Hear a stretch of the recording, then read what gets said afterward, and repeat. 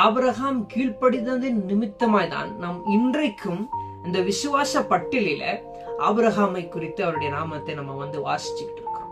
அவர் அன்றைக்கு கீழ்ப்படிந்ததினால இன்றைக்கு நாம் ஆபிரகாமை குறித்து நம்ம தியானம் செய்து கொண்டிருக்கிறோம்.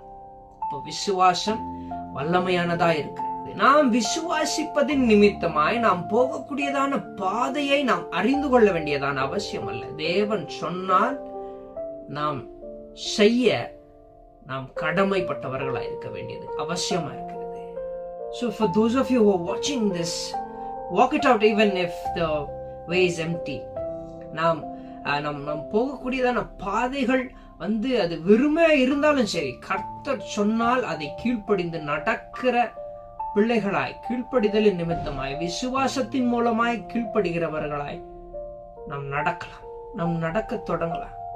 கர்த்தருடைய வார்த்தையை கேட்கிறவர்